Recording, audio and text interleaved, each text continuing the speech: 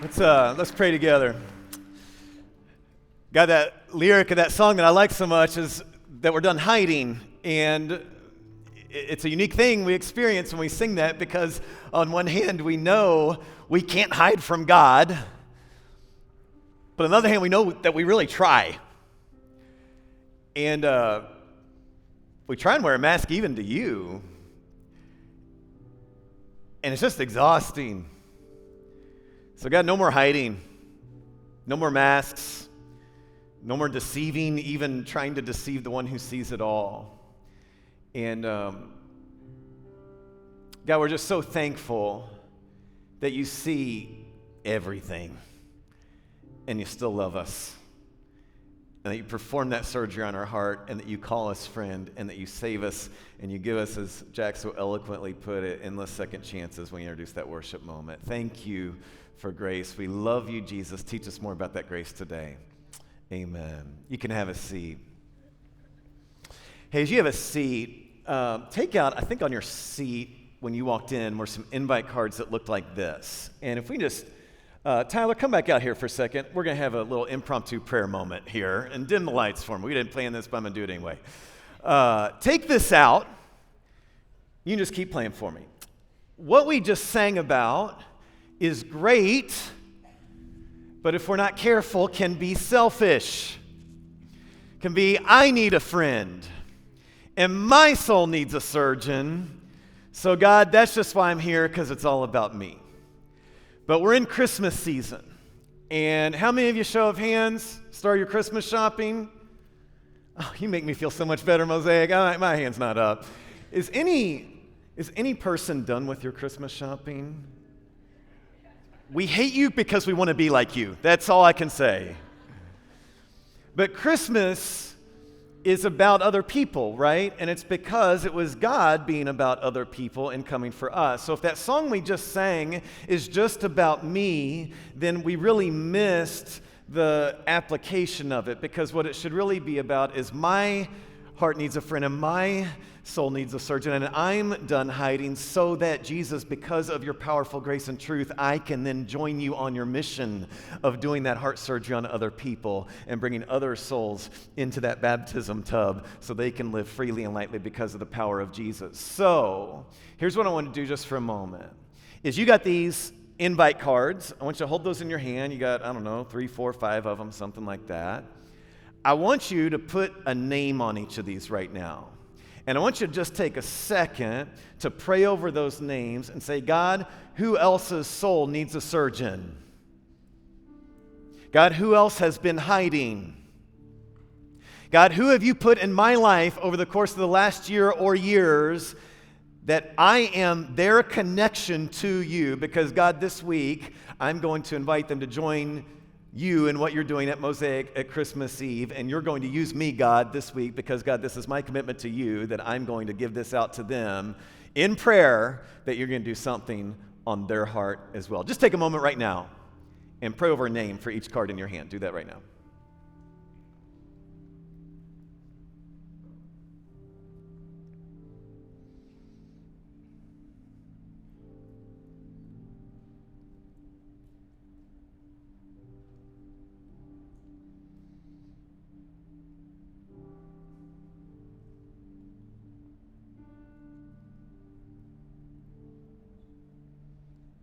And God, I pray to you again just about these invite cards, because as I'm sitting here praying, I'm thinking, well, that person won't accept, and that person I don't have a deep relationship with, so maybe it's not my place, and this person I haven't talked to in a while, so maybe that one would even be awkward. And God, I just want to commit on behalf of us that we're not going to say no on behalf of other people to an invitation to experience grace. I think we got the best thing going here, because we experience grace and truth in a both practical and emotional way every single week. So God, help the excitement of that and the joy of that permeate our conversations this week as we invite other people to just come and see. It's not our job to force feed them anything, but it is our job to say, come and see, and then let you do what you do. Thanks for letting us be part of your mission, God. It's really humbling and exciting.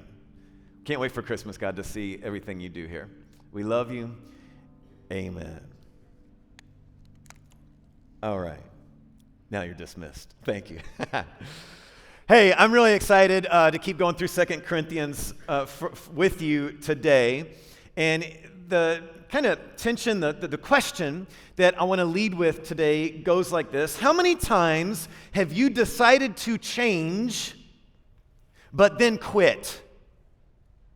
You decided to make a change and thought, it's really going to be different this time. I'm going to make it work. I have more dedication. I'm going to avoid that or start that or be more disciplined here or pour myself into that. I'm going to love them better. And you really meant it. You really wanted to do it. It wasn't posturing. It wasn't posing. It wasn't just meant to be all talk. You had good intentions. And then you tried, but change didn't come. When that happens with anything, it seems to make us want to give up on everything that we want to change or start or grow in, right? Like we think, I failed in this thing, which means I can't grow in this thing. One of our core values of how we follow Jesus around here goes like this: own your growth. Own your growth. And I want to talk about owning your growth today. Now, typically, when we talk about owning your growth, John or I will give you some applications of here are things that you can do to go own your growth, what we do to own our growth. And we're not going to do that today. Now, quick commercial. In January, we are going to interrupt 2 Corinthians for a unique series about how we grow. And we have something really cool we're going to do as a church. I'm going to tell you about on Christmas Eve. That's just your teaser. It's going to be fantastic. It's going to change you. It's going to be challenging. It's going to be fun, the whole thing. Today, we're not going to talk about how we grow. We're not going to talk about what we do to grow, like working out or a specific spiritual discipline. What I want to talk about today is the mindset for growth. Like the thing under the things that will enable you to go work out and do spiritual disciplines and work on the marriage and whatever else it is that you want to grow in. See, I'm convinced that a big reason we don't grow isn't because we don't know what to do. It's because we don't know how to think about growth. And we all want to grow. Whether you're a Christian, whether you follow Jesus or not, we want to grow. But if we think about it wrong, we can have wrong motivations. And then even if we get the end result, it can jack us up inside. So here's kind of a parallel, see if this makes sense for you. If someone wants to get big muscles, right, there are two ways to do that. One is a slow, long process that is hard. One is shorter and involves steroids, right? One is healthy, one is unhealthy. One takes a long time. One gets you the end result quicker. If all you care about is bigger muscles at the expense of everything else, you should take steroids.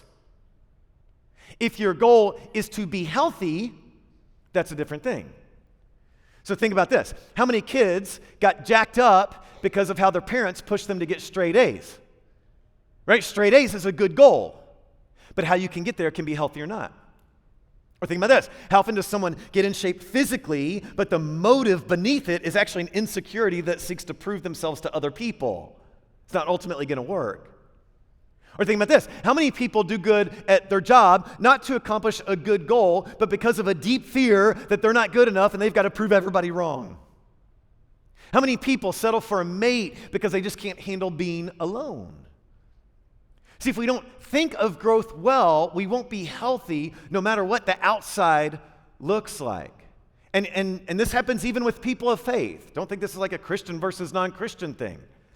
I've seen people who call themselves Christians and they want to grow in patience or joy or kindness, and those are good things. Those are called fruit of the Spirit. But often the way Christians do that is they think I'm just supposed to wear a mask that looks like joy, but underneath I'm bitter because I haven't let Jesus do any of the hard work necessary to really change what's going on inside me well, and it'll fall apart over time. What I'm talking about was illustrated by a book that came out a few years ago called Mindset. It was written by a woman named Carol Dweck. Fantastic book. I had our whole staff at the time read it when it came out. And the premise of the book is that there's a difference between a fixed mindset and a growth mindset. And she said we all are capable of and should have a growth mindset. A fixed mindset says I'm either good at it or not. A growth mindset says I can get better at it. A fixed mindset says if it's hard, I'll give up. A growth mindset It says, if it's hard, it'll make me better. And at first it kind of sounds like psychobabble, but as you read the book and all the studies and illustrations, you realize that it has really practical applications in the real world. My favorite story from this book was a group went into a school, I think it was on the West Coast, and said, can we test all the students in this elementary school? We will tell every teacher who the bright students are in his or her classroom just to see if it'll help them teach better. And the school agreed, so these people came in and gave this aptitude test to all the students. Then they gave the results to the teachers of here are the 2, 3, 5 students in each classroom who are bright and capable of learning faster. Well, at the end of the year, they told the teachers, do whatever you do. At the end of the year, they came back and they retested the entire school. And sure enough, those 2, 3, 5 students in each class had experienced disproportionate improvement on all of their aptitude test scores at the end of the year. And the teacher sat back and said, well, that makes sense because you told us these were the brightest students. And the testers then said, we did tell you that, but we actually lied. We made it up. We just drew names out of a hat. And they said, what this shows is every student in the school is capable of increasing like that if you as teachers have a mindset that is not fixed but is one of growth, that every student, given the right attention, given the right tools, given the right opportunities, is capable of profound growth. Some of the teachers are like, well, I'm out. I heard what I needed today, right? And this book shows that growth is a mindset. But here's what's great, and here's what we're going to learn today. I think the Christian actually has a leg up on growth. If you follow Jesus, it is actually easier for you to grow in any area that you want to grow in. I mean, not sinful area, but you know what I'm saying, because of what Jesus gives to you. And I mean, every way you could grow. Think about this. Jesus says, love God with your heart, soul, mind, strength. That's how I break down growth. So heart is emotionally. It's relationships. I mean, who here doesn't want to get better at relationships? Right? Whether it's family or friendships or work relationships, anything. Soul is spiritual growth. It's spiritual disciplines. It's that daily connection with God. Loving God with your mind is intellect. And it has a couple different aspects. Are you learning? Are you growing intellectually? And are you pursuing mental health? Whatever that looks like. Loving God with your strength is physical health. It's nutrition, exercise, sleep. Are you growing in physical health? So as we talk about growth today, I don't bring those up to say you have to pick one of those. Today is shift your mindset so you can grow on any of those. Because I know there's at least one of those areas where you want to get healthier. But the mindset you have determines whether or not you will persevere in growing in that area. So what is the proper mindset for the Christian to have so that we can grow? That's what we're going to get today. We're going to get 3 ideas of how we need to think about growth. We're going to learn from 2 Corinthians chapter 3. Here's what Paul says. He says, are we beginning to praise ourselves again? Are we like others who need to bring you letters of recommendation or who ask you to write such letters on their behalf? Surely not. Now, here's what he's talking about. Letters of recommendation is in the ancient world, they didn't have Google. Don't know if you knew that. So when a guest came into their church, they couldn't just look them up and say, is this some kind of heretic? Who's this person who wants to preach at our church? What's going on? Instead, they would bring with them a letter from someone the church knew to say, hey, this is Paul, and I'm introducing this guest teacher, so he's with me, I trust him, here's what you need to know about. It's kind of like when we have a guest preacher, I'll either come up here with a microphone and introduce them and say my connection and Mosaic, you can trust them, or I'll make a video to say the same thing. Like that's what he's talking about with letters of recommendation. But notice what Paul says, what he's doing. He says, we're not going to build ourselves up, verse 4. We're confident of all this, because of our great trust in God through Christ. We don't think we're qualified to do anything on our own. Our qualification comes from God. In other words, he's not making himself feel good by putting others down. He's not beating his own drum. He's saying we have a confidence that doesn't come from comparison. We don't play the comparison game. Our qualification comes from God. Now, what does that phrase, our qualification comes from God, mean? Because that sounds good. Sounds like Paul doesn't deal with insecurity. Sounds like he doesn't play the comparison game. What does that mean? On a spiritual level, it means when God calls you to something, it doesn't matter what other people think. It doesn't matter what you think. It doesn't matter what talents you do or do not have. If God says do it, you can do it. But this phrase, our qualification comes from God, also means Paul's not comparing himself to other people. He's comparing himself to what he used to be. Paul used to be a professional Christian killer.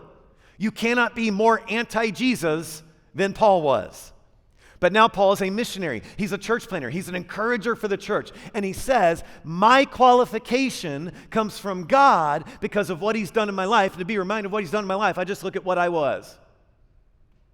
So here's the first mindset shift for growth. Write this down or take a picture. Compare yourself to who you were.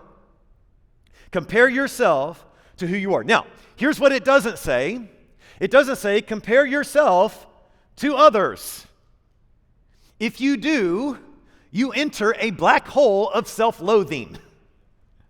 You know, I was real excited a couple year ago, something like that, when Mosaic was once again named one of the 100 fastest growing churches in the entire country. I was like, man, that's awesome. Then I started looking at the list, and I saw above us on the list was another church from Maryland. Or last week, I was running on the treadmill, just doing my thing at the gym. I'm not there for anybody else, but I just happened to glance at the person next to me, and they were running faster speed than I was. And I thought, well, crap, I might as well get off. When you compare yourself to others, you get insecure. And that happens for three reasons. One is people are fickle. Think of Jesus. They threw a parade for him. Then that same week, they executed him. Fans will boo a player and cheer him the next game. Or if you're an Eagles fan, the same drive. If you live for the praise of people, it's just a moving target. You're never going to get there. Another reason it's foolish to chase that is people are wrong. I read a biography of Walt Disney. His first job as a cartoonist was for a Kansas City newspaper, and he got fired for his lack of creativity. Whoops. If you live by what other people say, sometimes they're just wrong. This is why, by the way, it is wrong to ever bow to the mob of social media. If they come for you, you stay strong. Another reason you can't compare is people's tastes are so varied. Sometime in the last month, a couple weeks ago, something like that, I got home, and our whole family had had a long day. You know those days, like kids have been in school all day, got home, did homework. My wife was working all day. I had worked extra that day. I got home, and my wife just got off work, and she's like, oh, I got the daunting thing of fixing dinner for a family of 6, and everybody's kind of tired. And I thought, you know what? Let's just splurge tonight. Family, we're going out to eat. And everybody got real excited. They said, where are we going? I said, well, here's what we're going to do. I said, kids, all of you give me a suggestion. Because I'm an idiot. So you know what happened? I got 4 different suggestions, and then I heard 4 different reasons why everybody else's suggestion was the wrong one. So you know what I did at the end? I went where I wanted to go. Mission Barbecue, let's go. It's called being a good dad. People's tastes are so varied, though. If you try to please other people, it's literally impossible. You ever heard this famous quote? It goes like this. If you worry too much about what people think of you, you'll be devastated to find out how seldom they actually do. Don't worry what other people think. The lesson Paul teaches is to compare yourself to who you were. And notice another thing here, because we get this wrong. It doesn't say compare yourself to who you could be. See, maybe I, Carl, could have the body of an NBA athlete. Maybe I could be a millionaire in 5 years. Maybe I could be a perfectly emotionally in control dad all the time. Maybe I could have a perfect prayer life where every day I was walking nonstop in perfect communion with God. Maybe. See, what I do is I compare myself to my ideal self. But all that does is leave me discouraged. What is encouraging, what I do know, is that I can do more today than I did in the past. So maybe I could have the perfect body I want one day. What I know I can do is I can work out more days this year than I did last year. Maybe I could have a perfect prayer life one day. I don't know. What I do know is I can be a little more focused on my prayer today than I was yesterday. Maybe I can be a millionaire one day. What I do know is I can save a little bit more this month than I did last month. I can do that. And this works for any arena. Compare yourself to who you were. Remember, about a month ago in a sermon, I told you about my hotel stay from hell this summer where I showed up with my family of 6 and they didn't have my room. And then I figured it out on my own at another hotel. I called customer service to complain about it and found out the manager had lied about me and said that I had made this big fuss and refused the room that they had for us, even though that's not the case. And why would I do that? Because I have a family of 6 and I need to stay in a hotel and I had this reservation. I'm not bitter about it. But I had told you that I had told the customer service person in complete anger, well, I go to Denver several times a year, and so next time I'm near that area, I'm going to go by that hotel, and I'm going to talk to Shannon and see how great Shannon is doing that day and ask her why she lied about me. And the guy said, sir, I would not advise that. So I went to Denver this week. And I was going for like a little minister small gathering, and Mike on our staff had a great time meeting with some other people out there. And then when that little thing was over, we showed up at the hotel that my assistant had booked for us, and I was like, right next door to Shannon. What a coincidence. So I thought of you, and I did not go. I did not go to talk to that lying, manipulating, evil, vindictive woman. I'm better than that. Shannon, if you're watching, you will answer to God one day. See, I'm growing. I'm growing. I think. Compare yourself to who you were. God's changing me, y'all. Verse 2. The only letter of recommendation we need is you yourselves. Your lives are a letter written on our hearts. Everyone can read it and recognize our good work among you. Now, freeze on this verse for a second. He just talked about letters of recommendation, okay? And he said, we didn't bring a letter. You yourselves are our letter, okay? And then look at it. Clearly, you are a letter from Christ, showing the result of our ministry among you. This letter isn't written with pen and ink, but with the Spirit of the living God. It's carved not on tablets of stone, but on human hearts. So he's saying, look, I don't need to bring you anything to give validity to who I am or the message I'm going to speak, because all I have to do is look at the change God has made in your lives, and that's proof that we are who we say we are. So here's mindset shift number 2. Just me rephrasing what Paul says. Look at the lives of those around you. The way you think about growth is to look at the lives of those around you. The way you judge a king is how are the lives of those under his care.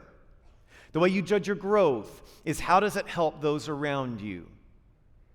And this is also, by the way that you figure out how you need to grow is looking at the lives of those around you. Right? So the related question is, are there people around you? A Lone Ranger can't ask this application question. This means you have to initiate friendships. You initiate vulnerability. Are there people around you? And I don't mean just in your vicinity. I mean, are there people in your sphere of influence? Someone once said that success is having those closest to you respect you most. How are the lives of those around you? Here's a struggle a lot of us have with growth, is we mistakenly think about different areas, that growth is selfish, right? Here's things I've heard people say before. Well, I know I need to go to the gym to be healthy, but it's time away from my kids, so that's being a selfish mom. Or, I want to read more, but the only time I have to read is at night, my only alone time with my spouse, and I'd have to neglect them. Or, yeah, I need to make that doctor's appointment, but the people on my crew at the site really need me there to make sure that they have their questions answered, so I can't really take time off work to go see the doc. There's probably nothing wrong anyway. No, wrong. Because when you get healthy, the lives of those around you get better. So how do you grow? You look at the lives of those around you and you pursue personal growth, knowing that it affects and eventually infects them in healthy ways. Meaning, if you get physically healthy, it's going to put you in a better mood. You're going to release endorphins. You'll have more energy. You'll be a better mom. If you read books that sharpen you, you become a better spouse. When you go to the doctor, you're going to be a healthier person for your coworkers to lean on. Think about Jesus' second most important commandment, right? Most important, love God with heart, soul, mind, strength. Second most is love your neighbor as yourself.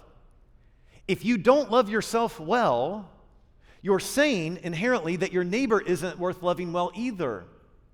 And the problem with the second command isn't that we don't want to love our neighbor. It's often that we take such poor care of ourselves that there's just nothing for our neighbor to get.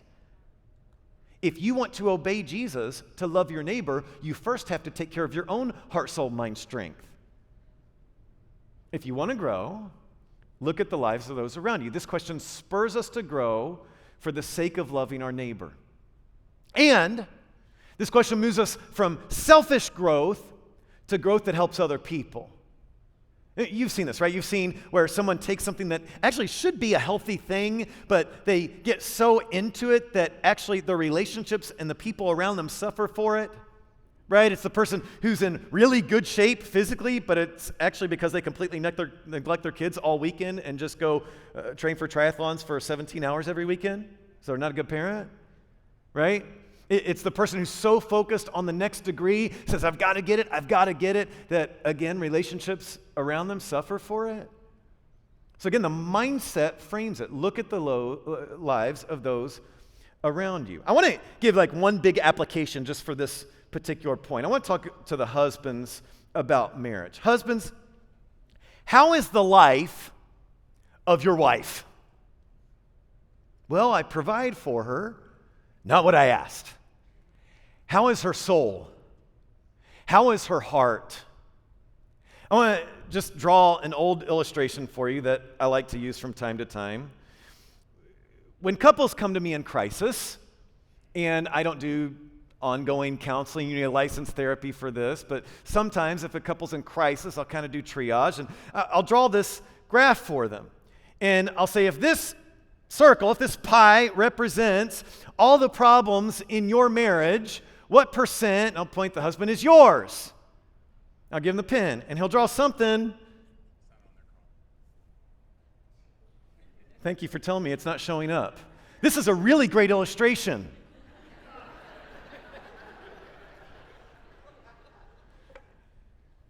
Can somebody let me know if we can get this? No? Okay, great. We'll move on.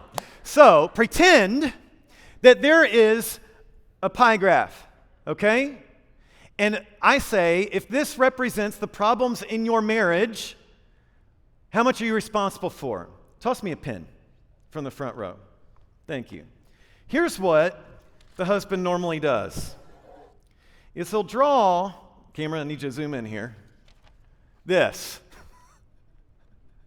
Like 5% is mine.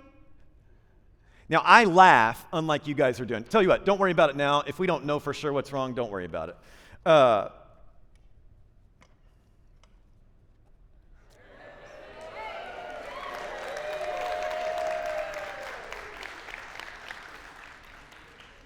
So I have this great illustration I'm going to show you. So when couples come to me,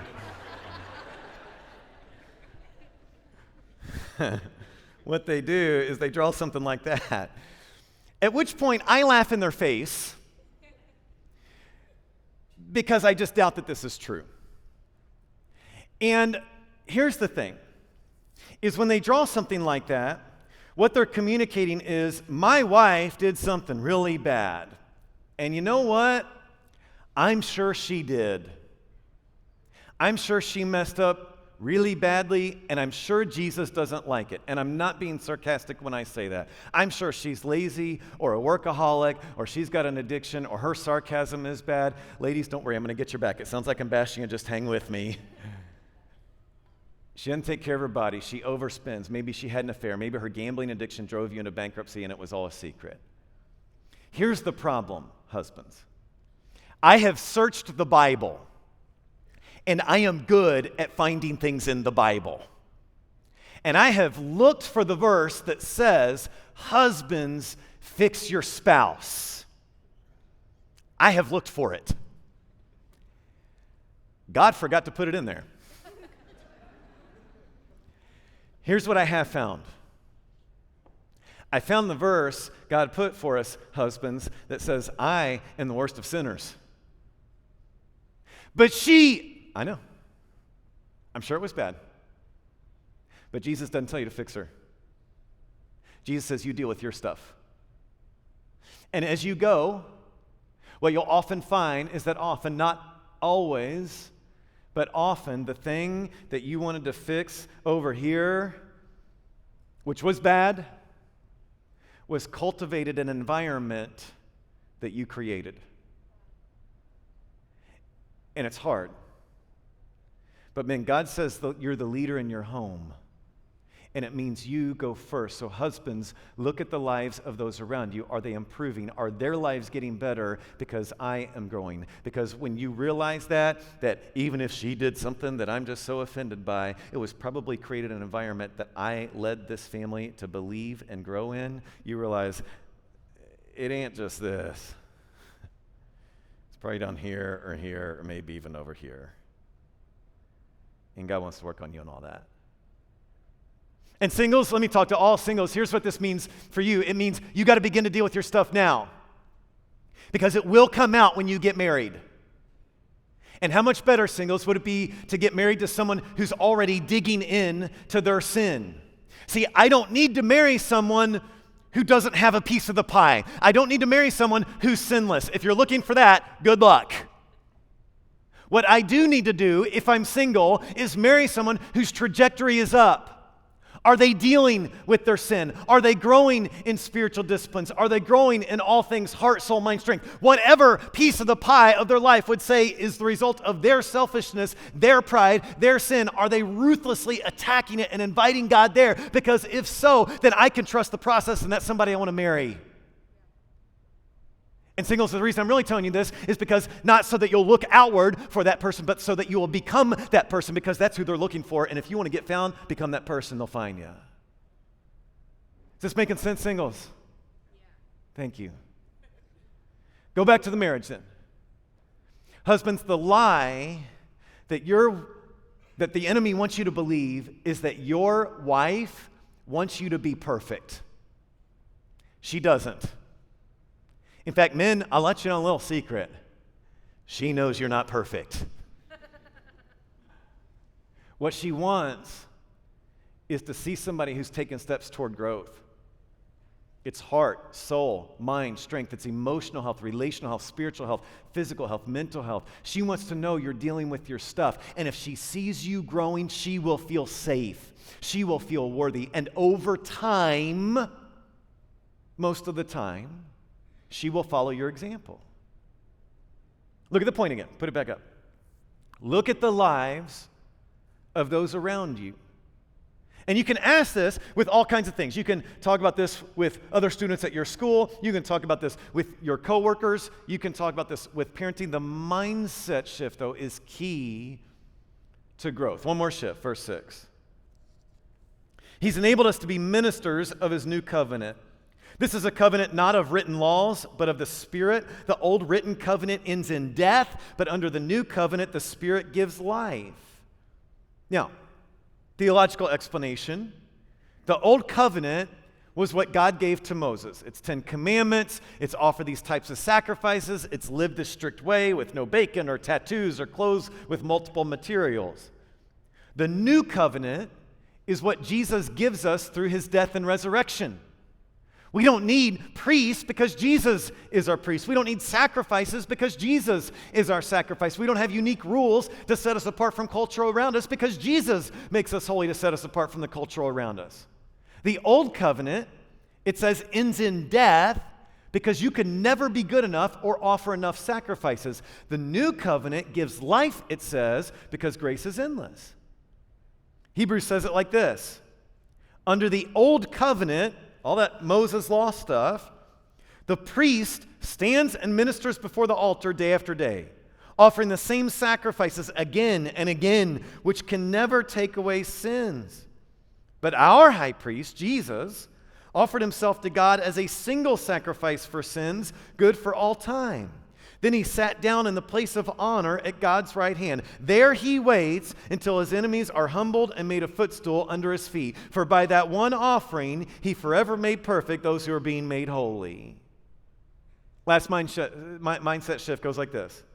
Walk in grace. And this is where the Christian has an inside track. The Christian has an advantage when it comes to pursuing growth. Because if you pursue growth without Christ, when you mess up, you are a mess up. When you mess up with Christ, you have grace. Because the Spirit gives life. See, the reason most of us don't grow isn't because we're not disciplined. That's what a lot of us say a lot of times. I'm just not disciplined. No, that's cop-out. Because discipline is something anyone can grow in time. The reason most of us don't grow isn't because we don't have time. I don't have time to grow. No, you always have time for whatever is the priority. The reason most of us don't grow is we get stuck in this doom loop of self-talk that neglects grace. It goes like this. Well, I had a goal of working out every day between Thanksgiving and the New Year, but I missed Monday, so I just can't. I was going to follow budget this month, but it's day one of the pay period. I accidentally overspent on eating out, so maybe next month. I yelled at my kid again, and, it's just how it's going to be. I've tried praying every day, and it's just felt empty, so why try?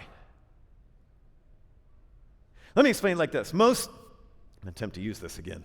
Most financial experts say that when you invest for retirement, you should invest in one of the best ways to do it is to invest in an index fund in the market. You'll just kind of follow the market. And if you do, for multiple years, here's what will happen. Market will go up and down and up and down and up and down. And then, 2008 housing crisis. It went down really bad. That's not good. And it goes up and down. And up and down and up and down. And then, COVID hits us and our economy is falling apart. What's going on? And it goes up and down and up and down and up and down. Now, here's what will happen. Is for a lot of people when they approach investing, when a housing market crashes, they freak out and say, I just got to get it all out. I lost all my money. Or when COVID hits, the economy is never going to be the same again, so I better go invest in gold or something else like that. But it's just weather the storm and it'll be okay. And here's what happens in our life too, is without Christ, you experience these same things. And maybe your self-discipline can get you up, maybe.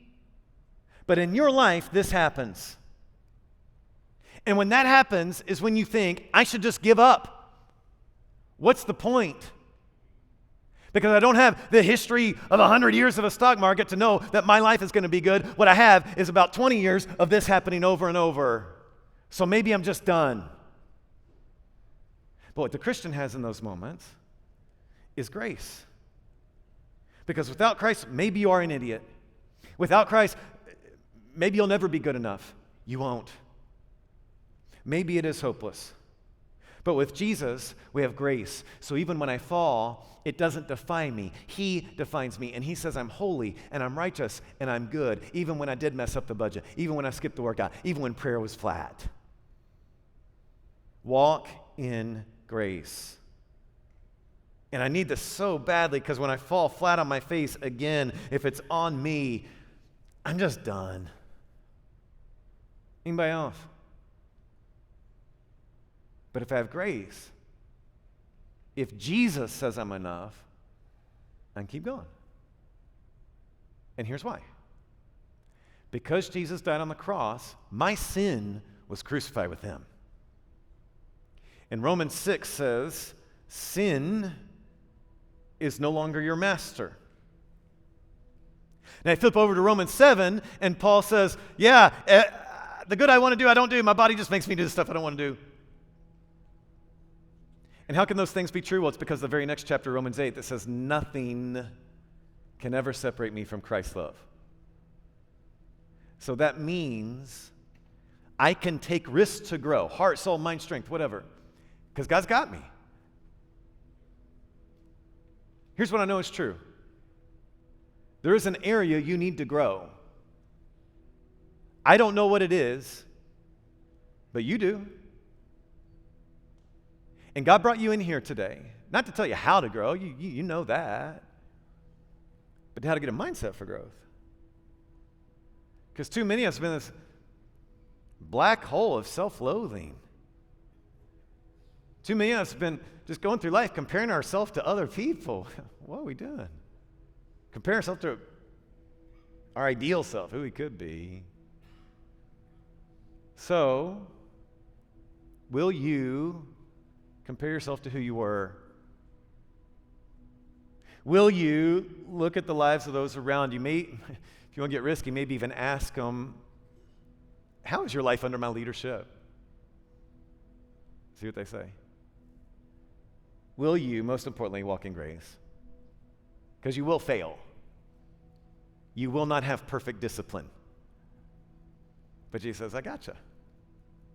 I'll pick you up, and we'll keep going. I want you to leave this place ready to attack that thing with a new mindset. You know what to do. Let's just think about it differently. Let me give you another prayer moment as we end. I'm not going to pray for you today. I just want you to have a moment of prayer with God about that thing. And say, God, forgive me for leaving you out of this and thinking about it wrong. God, will you help me to approach that thing with the right mindset for growth? Go ahead and pray that right now.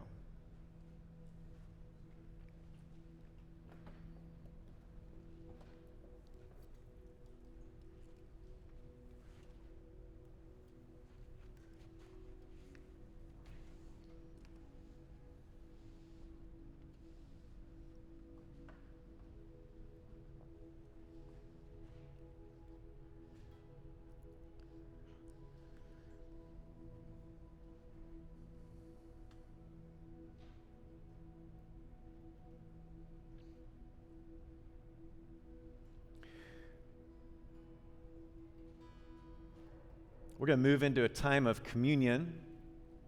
So if you would take out that little communion cup near you, it has a cracker and juice representing the body and blood of Jesus. This is just a tangible reminder for us that Jesus did die for me, for you. So one of two things will happen right now. If you are a believer in Jesus, I want you to take this. I want you to try and do something today. I want you to smile while I take communion. And just be reminded, God, you gave me this because you love me. And it's a good gift. And I'm happy when I get a good gift. If you're not a believer, I want to challenge you to check the baptism box on your connection card. Because the scriptures say if you want the grace that we're talking about, if you want to get off the treadmill of trying, all you do is repent and be baptized, and you receive the free gift of grace from God. That he died in your place, and when he looks at you, he won't see all your mess ups, all your pride, all your selfishness. He'll just see the perfection of Jesus and he'll call you his child. So let's spend a moment of quiet doing one of those two things right now.